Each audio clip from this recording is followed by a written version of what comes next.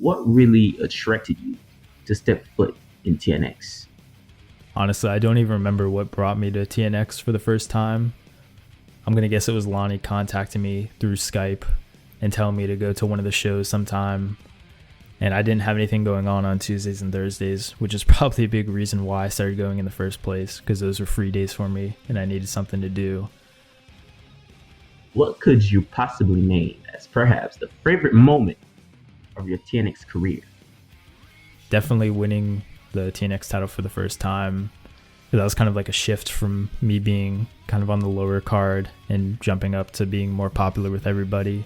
So that was a pretty big moment for me. Could you tell us who was your greatest rival in TNX?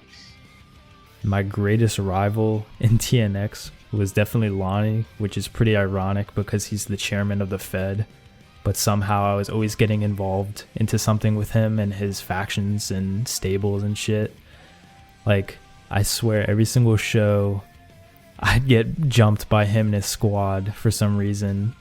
Like, it was religious. I would religiously get jumped by him and like the corporation and stuff.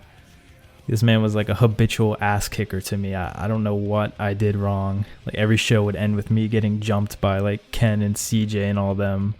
And there was nothing I could do, unfortunately. What word of advice could you give to this newer generation of XW superstars? What word of advice I would give to younger dudes? I mean, there's not really a lot of advice I would give. I know no matter what I said, people probably wouldn't listen. They probably don't care. But definitely don't online date. And don't take everything too serious. It's okay to be competitive, I guess, but never let this game affect your personal life, because I know I used to say that Roblox is life, but between me and you, that was just a joke.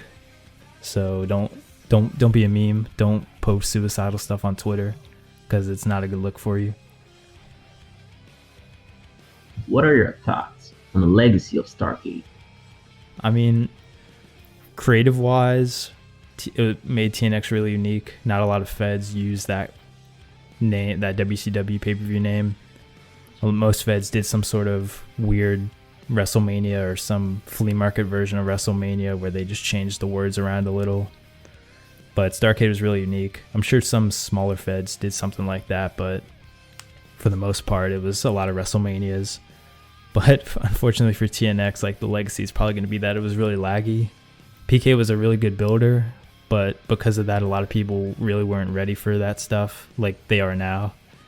So it kind of affected it negatively. And I think when a lot of people think of Starrcade, they automatically think of lag. Or in my part, I think about when Lonnie fucking destroyed my laptop because he kept shutting down Starrcade 4 or whatever the hell one it was. So that's my legacy of Starrcade is having a broken laptop, but that's okay.